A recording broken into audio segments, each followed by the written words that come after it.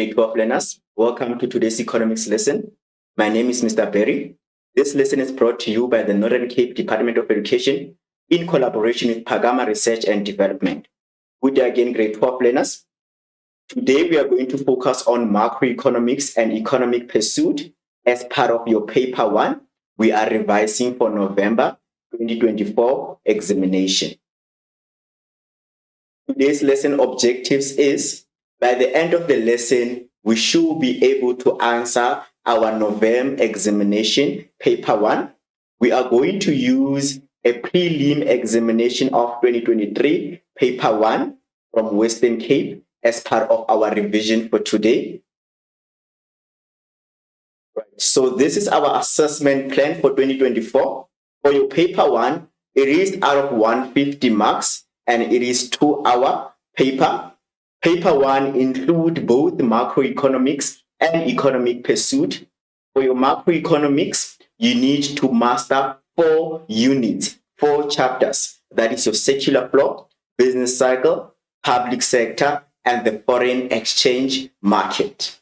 When you master this 4 units, you need to consider the fact that we are having 6 essay, or you can say 7, because the one in foreign exchange market can be divided into demand reason and supply reason, or it can be one essay as discussed in details the reason for international trade, or they can say discuss in detail the demand reason or the supply reason of international trade. So when you master the macroeconomics, you know the content, the concept around the graphs that you may find, and also the calculation. Also, you need to learn how to apply yourself when you are asked question that requires you to evaluate, to give effect, to reason on how, on why questions, right? And then the other part of your paper, it is the economic pursuit.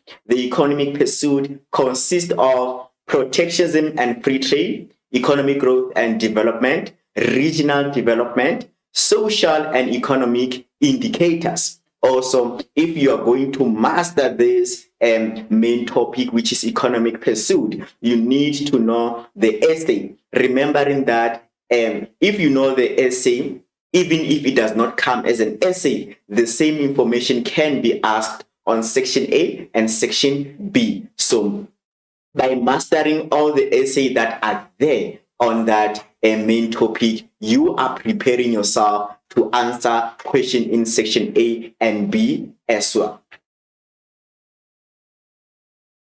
Right, so these are your easy marks to score on your paper 1. On section A, remember it's compulsory for you to answer section A. It includes both macroeconomics and economic pursuit. Both of them are weighing the same 50%, 50%, which is 15 marks from macroeconomics and 15 marks for the economic pursuit. So it is important for you to revise the concept using your textbook, looking at the terminology, using your previous question papers, and also the Mind the Gap study guide if you do have, right? 1.1, that is from section A, this multiple choice. Multiple choice, you have 8 questions, 4 of them from macroeconomics, the other 4 from the economic pursuit.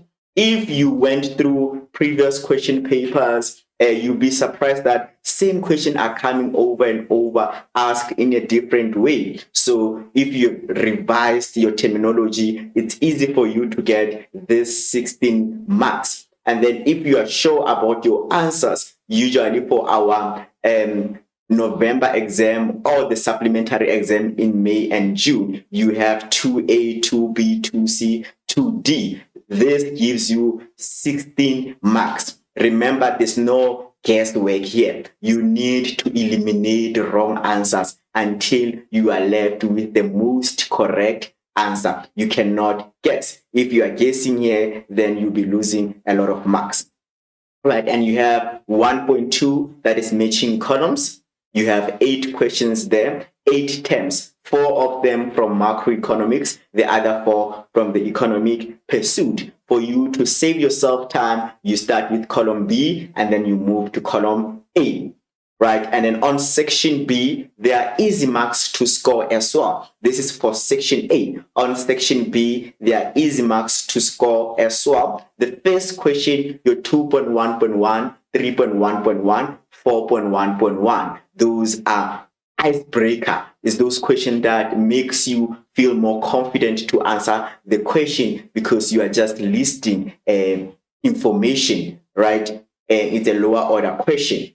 So after that, you go to your data response question. The first 3 questions on your data response question, I always say to you, those are your easy marks because you do not have to think at this point. You are just given that 4 marks. So the 1, 1, and 2 mark for description, it also goes with this content. If you understand your 1.1 and 1.2, 1.3, then it's easy for you to describe terms, right? Then for all your data response question, you are given free 4 marks.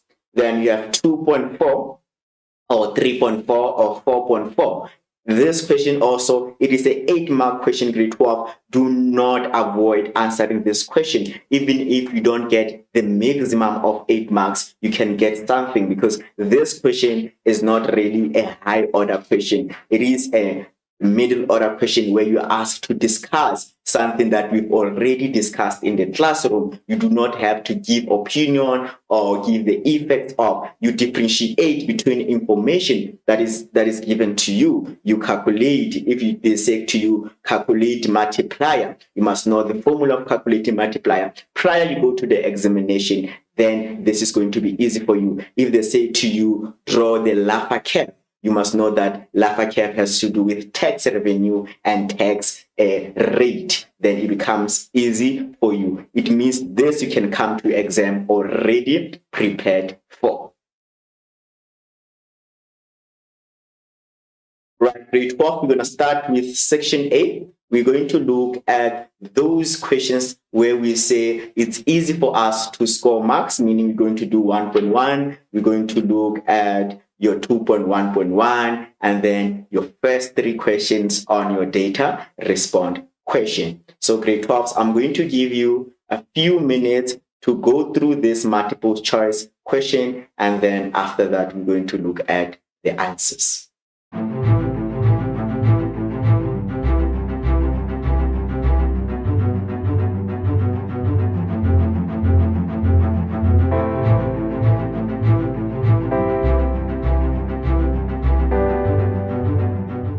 Right, grade 12, your time is up. Let's look at the possible answers that you have. Let's mark. The role of the financial sector in the economy cycle is 2. The financial sector. Remember, financial sector is there to link other participants. It's not directly involved in the production. What participants am I talking about? I'm talking about your household, your businesses, government. If it's an open economy, we include the foreign sector, right? And then in a normal statutory flow that you did in grade 10, you had 2 markets, even this year, your product market and the factor market. And then we've introduced the financial sector, even though we do not see it visible when we are drawing the diagram. It is there to link different participants, right? It's not directly involved in the production. However, it links household, it links businesses, it links the government with the household, government with the businesses. When you're talking about financial sector, we're talking about banks, we're talking about JSE, we're talking about insurance companies. Those are financial sectors. So what do? Right? So they have funds with them. So there are people saving and there are people borrowing, right? So that is the link that they create. And then let's look at your possible answers. Look at number 1.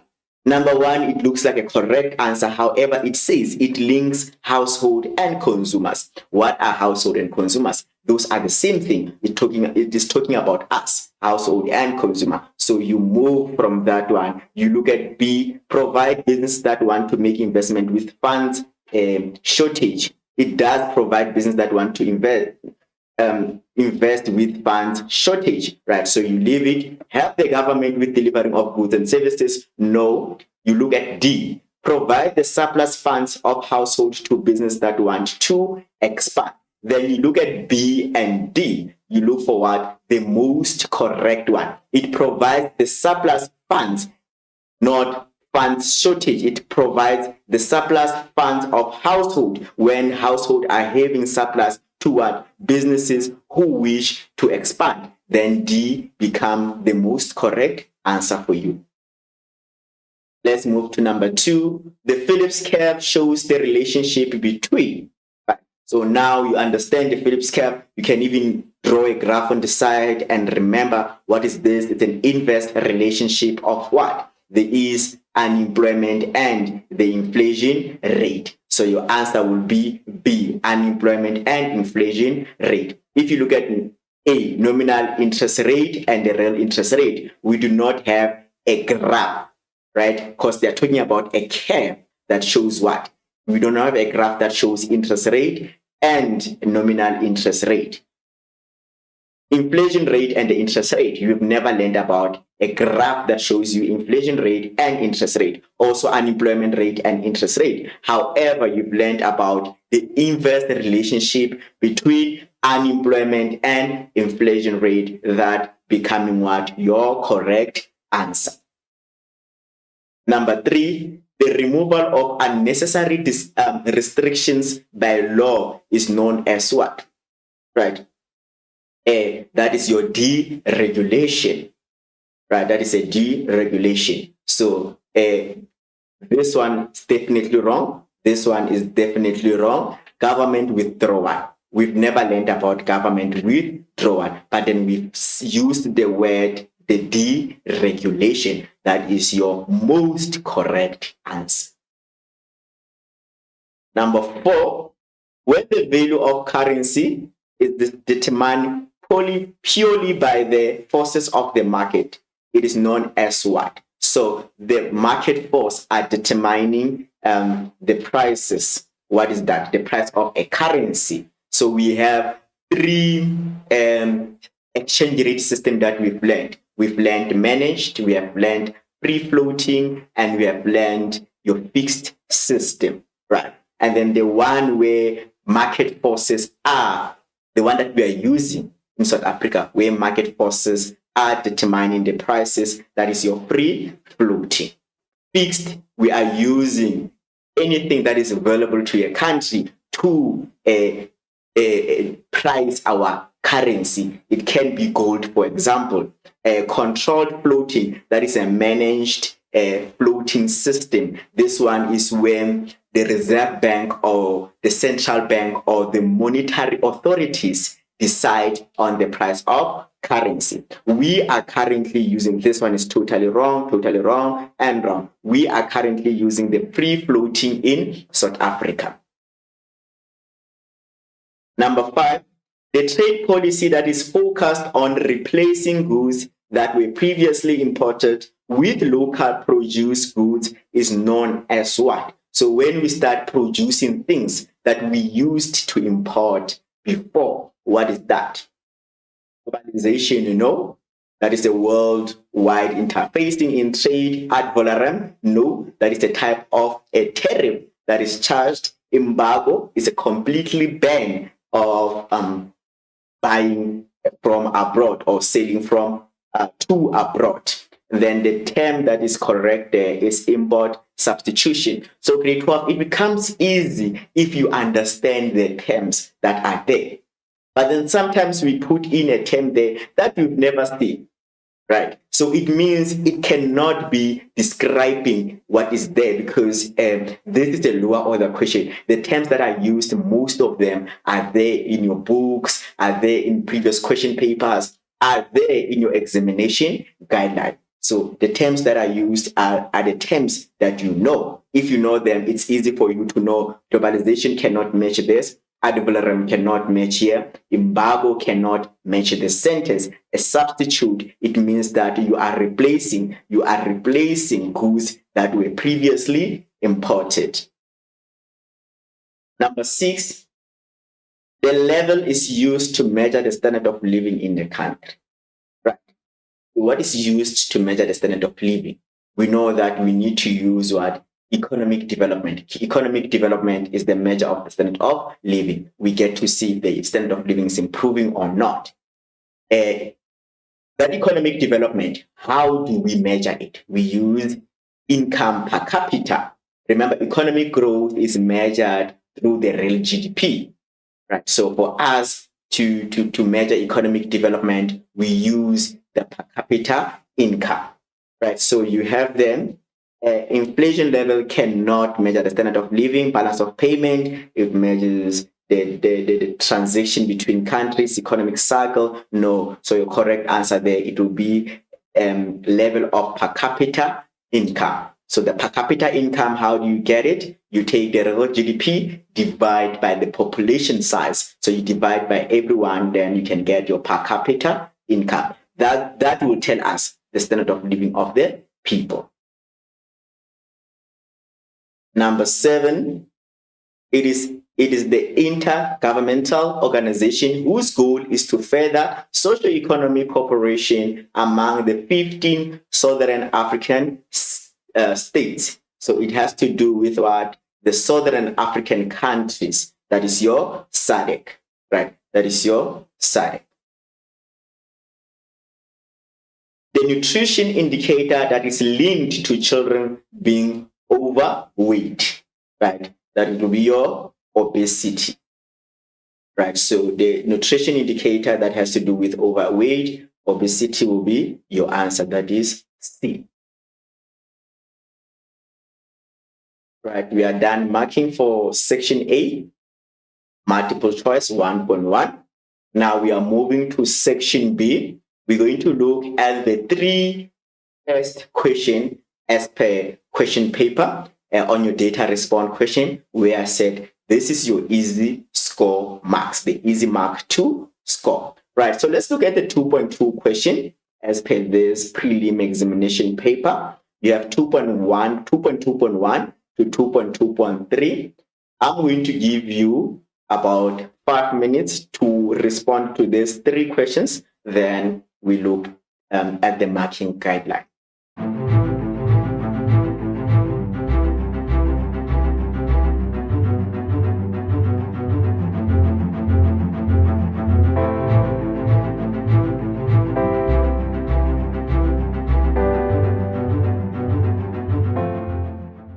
So 2.2.1, it says give the correct term for the GDP there, that everyone should get this one. It is your gross domestic product.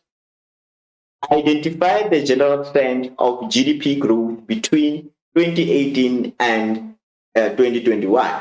Right, so you go here, you look at 2018 to 2021. What is the general growth there? The general growth of our GDP, there was an increase. So we've seen it shift upwards. There was an increase. Number 3 says, briefly describe the term forecasting, right? Forecasting, right? Forecasting consists of techniques available that economists predict business cycle, such as economic indicators. So forecasting is when we're predicting. So we're looking, remember we have that essay where we say we are discussing in detail forecasting, we're looking at different types of indicators. Forecasting is the processes of making prediction about changing conditions of future events that significantly affect the economy. So that is, you can describe it this way, you can describe it this way, or any other relevant correct answer that is describing what is forecasting, as long as you're speaking of prediction, right? That will be correct. Right, let's move to 2.3. Right, 2.3, you have 3 questions there. You'll be given 5 minutes to respond to these 3 questions. Then we look at the marking.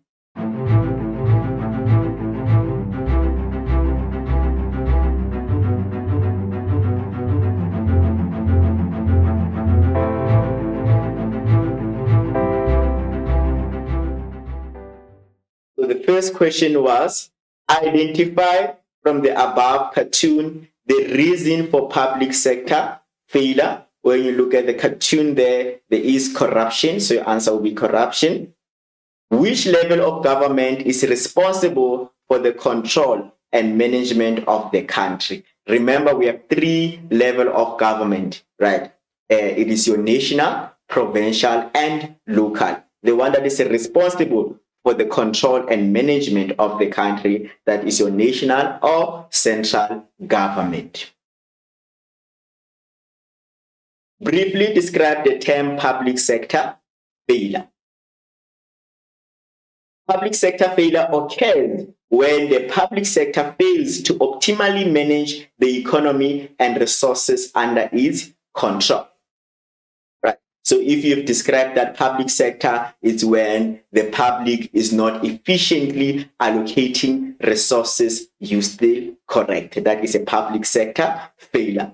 And remember, public's reason for public sector failure is an essay. So this can be an introduction to the essay of public sector failure, the reason for public sector failure. Right, let's look at 2.4 question. That is your middle order question that you find in 2.4 or 4.4. Explain the difference between money flow and the real flow in the secular flow. Right. So sometimes you find it difficult to answer these questions to up to 8 marks because you feel like you can only describe money flow in one sentence and real flow in one sentence. So the trick here is to think of the things that are falling under money flow in a secular flow, and then you discuss those things that are falling under the real flow in a secular flow, and you discuss those things. The movement of real flow and the movement of money flow. You are going to describe that. After describing what is money flow, what is the real flow, you need to do what now? You need to describe things that are moving, the movement of money and the movement of the real flow, movement of production in the secular flow. Then you can score 8 marks. Right. Your time will begin now. You'll be given 6 minutes to complete the task. Then we mark.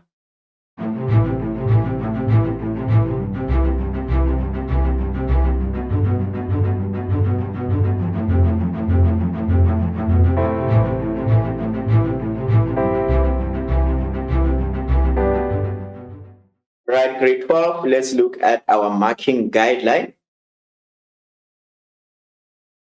The question was, you explain the difference between money flow and the real flow in the secular flow. Let's look at the real flow. Real flow is that flow of vectors of production, goods and services. So the first point then, household render factors of production to producers and government via the factor market. So chances are your first answer is what? You are describing what is the real flow. As the flow of factors of production, goods and services. You still mark yourself for that one. Number 2 then, goods and services are supplied by producers via product market to government and the household. You see what we are doing here? We are giving what? A movement in the secular flow of what? The real flow movement. Factors of production being rendered by what? Household. To who? Producers and government via the factor market. It's a movement of a real flow. Goods and services that are supplied by producers to government and household. It is a movement of what? Of the real flow, goods and services. Government provides public goods. It's a movement of real flow. Government provides public goods and services to household and producers. Producers receive goods and services import from and deliver goods and services export to the foreign sector. All of these are what? Are movements in the secular flow that shows a real flow. This movement shows what? A real flow. Let's move to money flow. Right. So this one is the movement of income and expenses in the circular flow. If you have described that, you get a mark.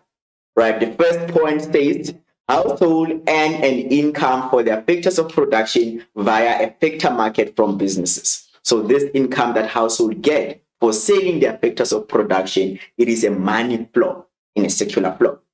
Business sectors earn an income for goods and services via product market from household and government. When the businesses sell their goods and services, they get an income. That income is what? The income here, it becomes a money flow. Government receive income from household and businesses as a tax. That is what? A money flow.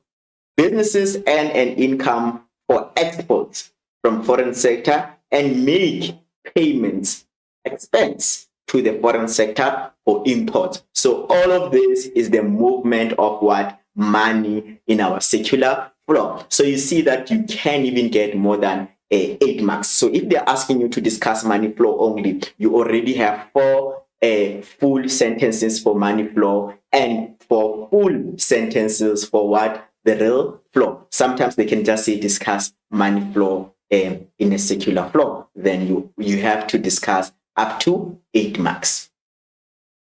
Right, grade 12s, we are moving to question 3. Remember, question 3, it only consists of the economic pursuit. Question 2, it's only your macroeconomics. Right, 3.2, you are going to read the extract there, and then you answer the question that follows from 3.2.1 to 3.2.13.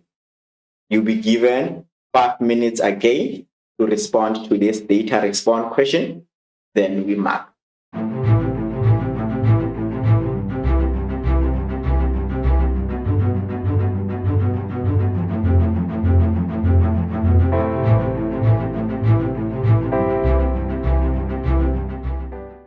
Right, our 5 minutes is done.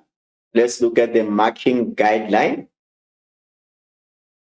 3.2.1, it says name one country excluding South Africa that forms part of BRICS. So you have Brazil, Russia, India, China. You'll be marked. And then if you've included plus, remember now we're having what? BRICS plus. So as from January 2024, we have Argentina, Egypt, Ethiopia, Iran, and Saudi Arabia, and UAE as part of what? BRICS plus, right? So those who have mentioned this one of BRICS plus, then you can still give yourself a mark. Give an example of what the citizen of South Africa can do to improve the standard of living. Any example of what we can do to improve our standard of living? Here are examples that we have. Establish their own businesses, become self-employed, get more training skills, be involved in community project, attend ABET classes. Those are adult school classes. So you can have your education there, and any other relevant example that you have. You may seek clarity from the teacher as well if you are responding correctly to the question. Number 3, briefly describe the term economic development. It is crucial, grade 12, to understand the difference between economic development and economic growth. Economic growth being what? Right, economic growth, it is what? It is an increase in the production capacity of a country. That is economic growth. How do we measure economic growth? I'm going to give you a minute to think about it. How do we measure economic growth? What is our target of economic growth in South Africa?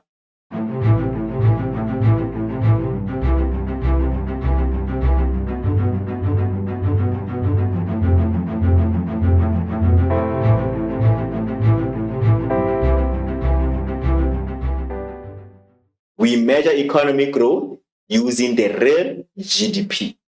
Our target is 4 to 5%. That we find where? We find in our essay, which is our objective of macroeconomics, that economic growth is an increase in the production capacity in a country, and then we use real GDP to measure economic growth. We are aiming to have 4 to 5%. And for us to achieve economic growth, the population growth must not grow faster than the economic.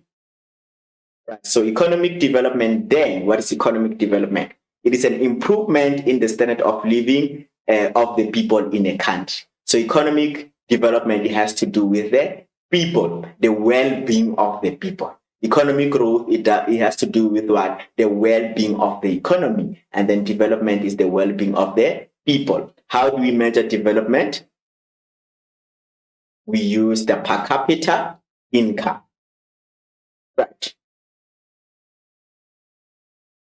3.3, we're going to look at the data provided. It's not a cartoon, the data provided, and answer the question that will follow. So 3.1 to 3.3.3, you respond to those questions. Then we look at the marking guideline. You have 5 minutes to write the answers.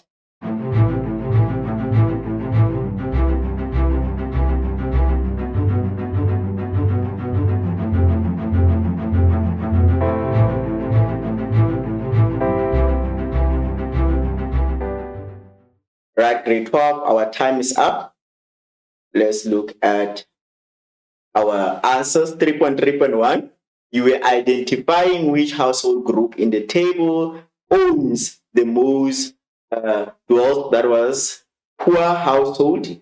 3.3.2, name the criteria above that must receive the most attention. Accessibility to flush toilets. 3.3.3, briefly describe the term poverty line. What do we mean by poverty line? We always say people are living below the poverty line. What is the poverty line? Poverty line refers to the absolute minimum amount that a person must earn in order to survive. So that's why we say people must just live, at least live above the poverty line, meaning they are able to afford to buy their basic needs. That is your poverty line. So it refers to an absolute minimum amount that a person must earn in order to survive. Right, and we have 3.4. So 3.4 is your middle order question. You are discussing business efficiency as a supply side approach to enhance growth and development in South Africa.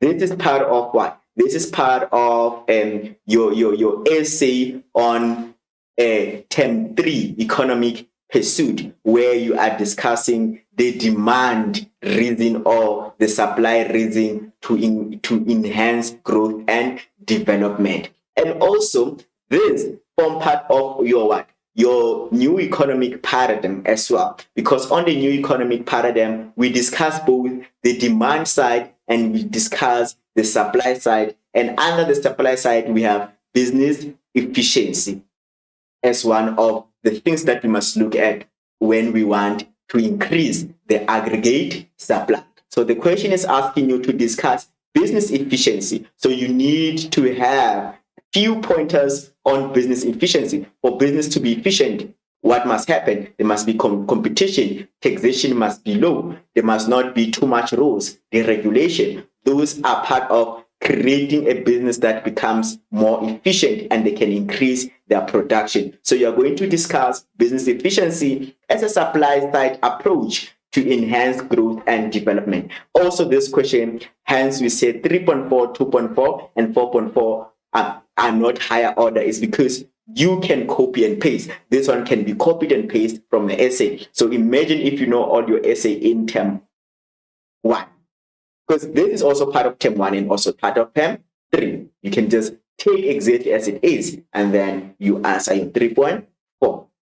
Right, grade 12, you'll be given 6 minutes to respond to this question. Then we look at the marking guideline.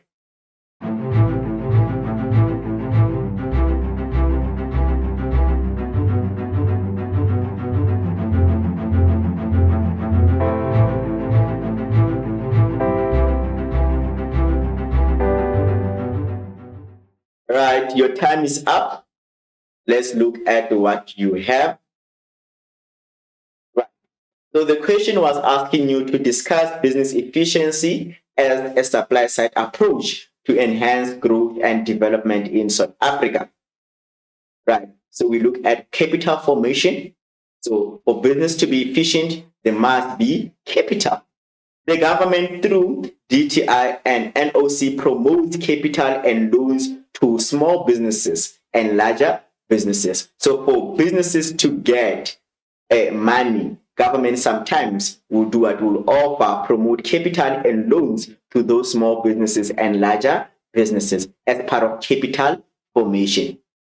Right, so Department of Trade and Industry will come in there to promote capital and loans to small businesses and larger businesses. It acts as an incentive to encourage business efficiency. When businesses are given funds, that's an incentive to them. It encourages them to do what? To produce, and it becomes what? An encouragement for business efficiency as well. It makes them to be more efficient as they are having resources, because sometimes they are not efficient because they lack the resources that can be funds as well. In human resources, now you look at the staff. So education receive proportionally more from the budget expenditure. So government spend, when they are doing budget, they spend more on education. So when people are skilled, they become more productive, and then that will create business to be more efficient. Set up, facilitate preschool and work-related trainings. We have the Labor Relations Act that promotes economic development, social justice, and peaceful labor relations in promoting efficiency. So you can mention acts that are used within the business side to make them more efficient. So if you've written any other act that is relevant and answering the question that we can create more efficient in the market, then you may be correct. Free advisory services. Sometimes businesses don't have funds or funds to do the market research about their businesses. So the government can give them free advisory services that will make it easy for them to produce more efficiently, to sell abroad as well, by knowing their target abroad. What is the target market? The development of export market, management and control of MMEs, agricultural production, weather forecast and prevention and cure of animal diseases. So this can be what the free advisory services that the government is providing. Information on export market, management and control of your agricultural production, giving weather focus so that the agricultural production or business owners can understand or know what is going to be happening around what season, and then also prevention and cure of animal diseases. So these are all the food industry. If they're getting information from the government, it makes them more efficient and more prepared. Right. This is the end of our lesson. Thank you very much, grade 12, for joining in today. What we looked at are those questions where we say you can find easy marks. Those questions are on your section A, section B, on the data respond, your 0.4 question, 2.4, 3.4, 4.4, and also essay. You can score yourself easy marks because by just listing information, giving example on the essay, you can score up to 8 marks. And also, if you come very prepared, then you are guaranteed 30 marks before you even start answering any other question. Where do you get the 30 marks? Introduction, 2 marks, 26 marks main body, 2 marks the conclusion. You come already prepared. Then the only thing that you're going to be answering there is the additional part. Right. Thank you very much again, grade 12, for joining in today. I will see you next time. Keep well.